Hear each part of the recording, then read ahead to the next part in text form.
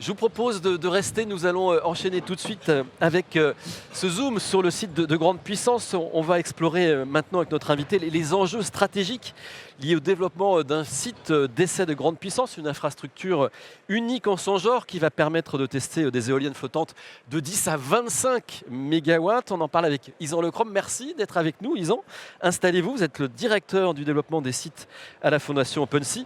La fondation qui, je rappelle, a été créée en mars 2023, qui a pour mission de gérer l'ensemble des sites d'essai en France. Les technologies couvertes par OpenSea sont l'éolien flottant, l'houlomoteur, l'hydrolien, l'hydrogène, le photovoltaïque flottant. Et l'objectif d'OpenSea, c'est de fournir aux projets industriels et académiques un cadre technique et réglementaire pour permettre à ces acteurs industriels et académiques de se concentrer sur leur développement. La finalité, je le rappelle, c'est d'accélérer la mise sur le marché et l'obtention de brevets. Bonjour Ysan. Bonjour, vous m'entendez? Parfaitement bien. Super. Bonjour. Merci d'être venu de Nantes à Montpellier pour nous parler de ce futur site de grande puissance. Question toute simple pour commencer, c'est quoi finalement un site d'essai de grande puissance? C'est quoi par rapport à une zone pilote par exemple? Expliquez-nous. Alors, avant de parler spécifiquement du site d'essai grande puissance, je vais parler génériquement des sites d'essai. Un site d'essai, c'est une infrastructure raccordée au réseau et qui est dotée d'un permis enveloppe qui va permettre de tester, de démontrer des innovations qui peuvent être vraiment très variées. Et l'objet d'un site d'essai, d'une façon générale, c'est d'accélérer la mise en œuvre de nouvelles technologies et donc de faire gagner du temps aux industriels ou aux académiques qui portent des projets de recherche, ou des projets de développement. Et donc notre objet, ça va être de leur faire gagner et du temps et aussi de l'argent en mutualisant les coûts, en fait, les coûts de raccordement, les coûts de caractérisation des sites et de leur faire bénéficier aussi du retour d'expérience des campagnes de démonstration passées. Donc un site d'essai, c'est un vecteur d'accélération de la transition énergétique. C'est pour ça qu'ils ont été créés, c'est pour ça qu'ils sont gérés par la Fondation OpenSea. Et ce qu'on peut rajouter, c'est qu'un site d'essai, c'est aussi un vecteur de dissémination, de sensibilisation de l'information. Une des missions de la Fondation OpenSea, au travers de l'activité qu'elle mène sur ces sites, c'est de partager la connaissance acquise à l'ensemble de la filière pour que les différentes parties prenantes puissent en bénéficier, puissent se positionner par rapport à ces nouvelles technologies. Et donc, c'est un potentiel vecteur d'acceptation, d'opposition qui est assez important. En tout cas, c'est une zone où le débat peut avoir lieu. Et donc, en particulier, un site d'essai va partager énormément, donc pas sur les secrets industriels, pas sur les technologies et ce qui appartient aux industriels, mais plutôt sur les thématiques qui vont être transverses aux filières, notamment sur l'impact environnemental de ces technologies, par exemple. Donc aujourd'hui, il y a 5 sites d'essai. On en aura donc un 6e à venir. On parlera des délais dans quelques instants. Donc ça sera un site d'essai qui sera consacré à l'éolien flottant.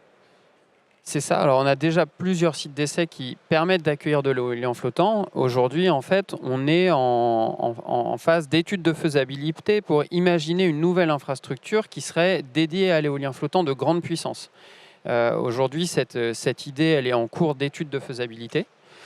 Et ce qu'on sait, en fait, c'est que l'éolien, enfin, on en a déjà parlé un peu plus tôt avec les différents acteurs, l'éolien en mer, l'éolien flottant, on va en avoir besoin, c'est indispensable pour atteindre les objectifs de décarbonation qui ont été fixés par les différents États membres de l'Union européenne, notamment. On a besoin de l'éolien flottant, et l'éolien flottant, pour être compétitif, il a plusieurs manières de procéder et d'avancer. C'est le volume, c'est l'efficacité énergétique qui va aussi être atteinte notamment par l'augmentation de la taille des turbines.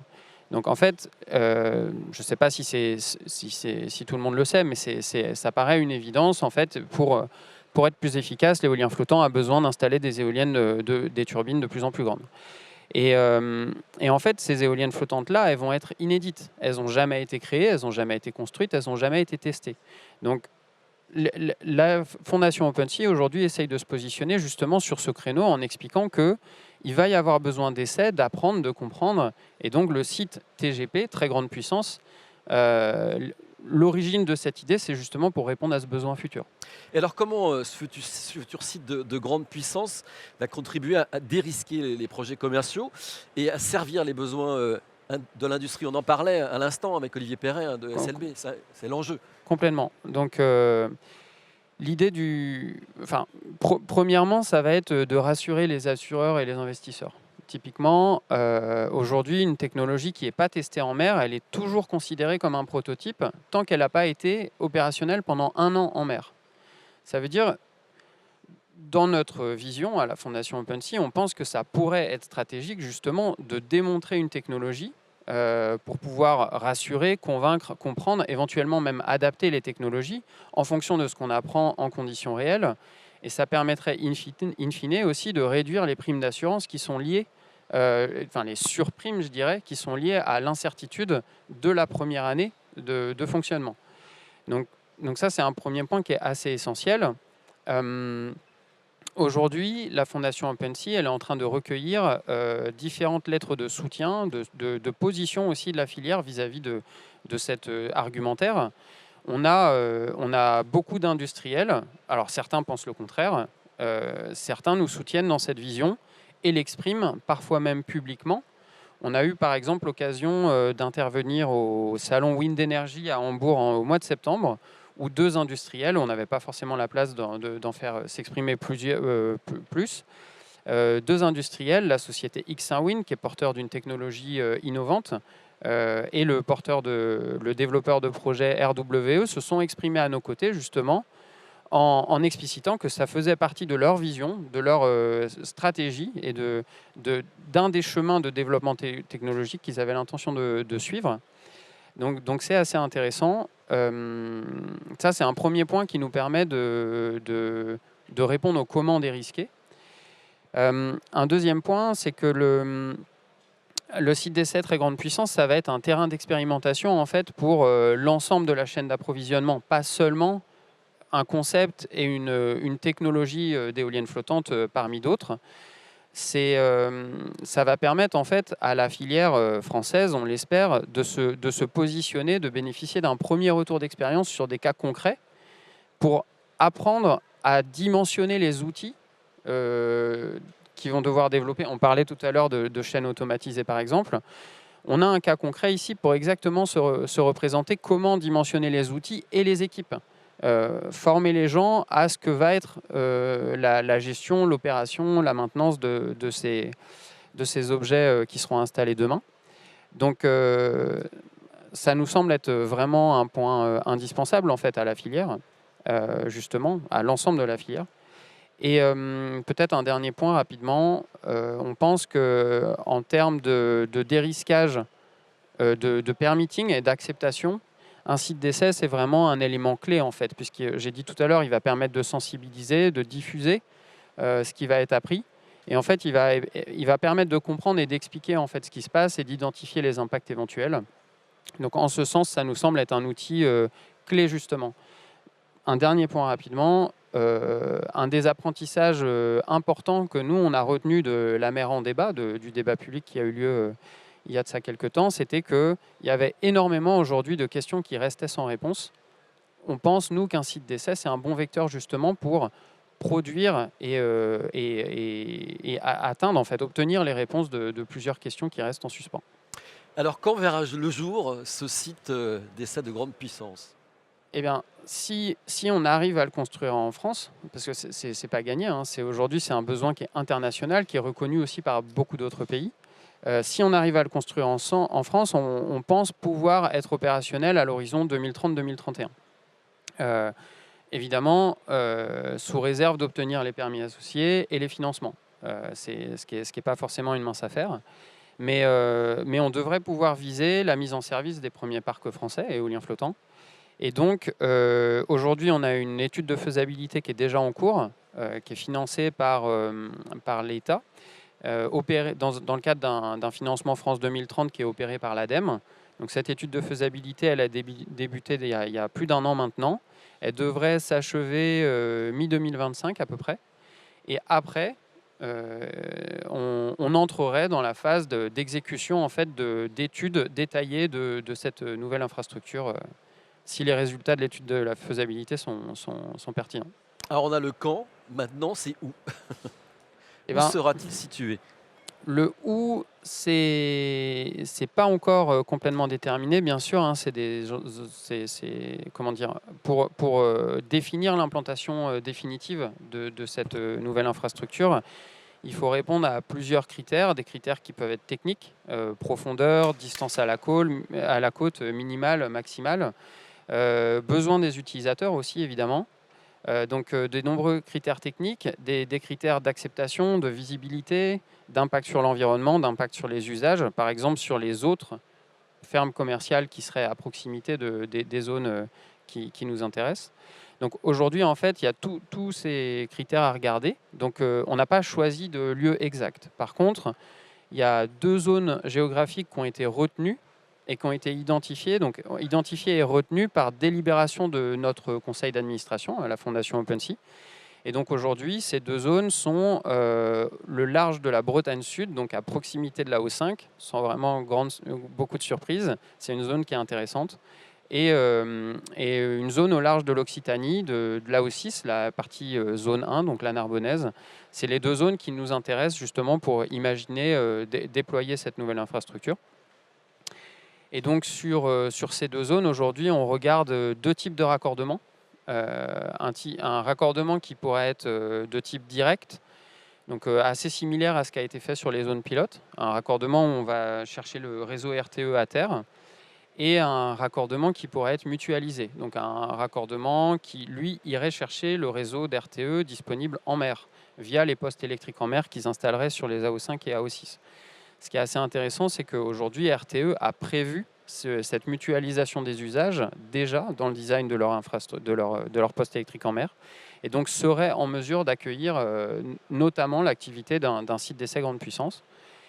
Et ce qui est assez intéressant avec cette deuxième solution de raccordement, c'est qu'on aurait un bénéfice assez important sur les coûts d'investissement pour mettre à disposition cette infrastructure, et on déploierait une nouvelle activité dans un environnement dédié à l'éolien flottant avec des moyens logistiques qui ont été aussi dimensionnés pour l'activité commerciale et dont le site d'essai grande puissance pourrait bénéficier.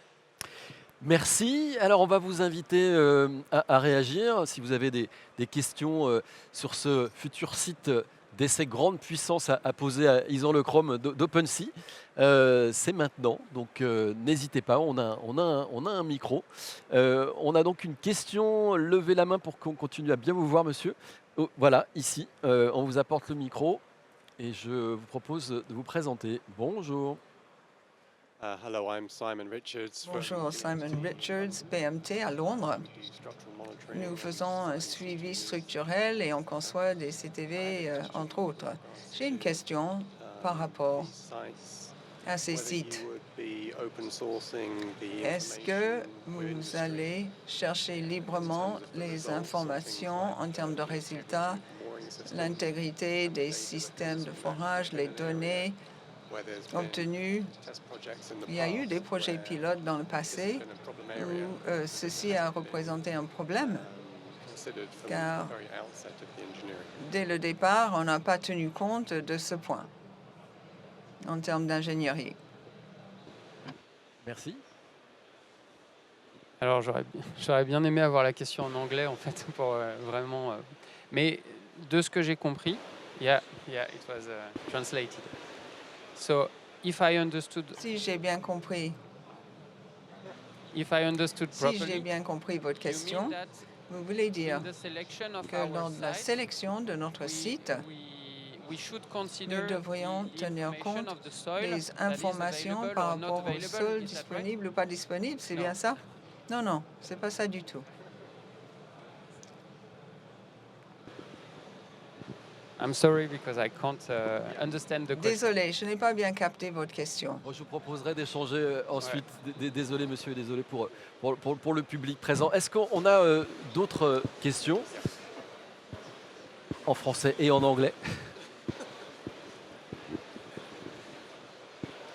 Alors, je ne vois pas a priori d'autres questions. Si, tout au bout, à l'opposé. On vous apporte le micro. Levez-vous, s'il vous plaît, qu'on vous voit bien. Merci.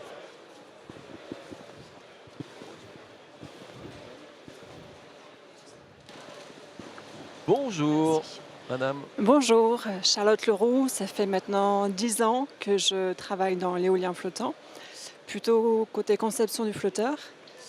Et pour rebondir sur ce qu'elle avait dit à la session d'avant, on a besoin effectivement d'une filière européenne pour construire ces flotteurs, construire ces turbines.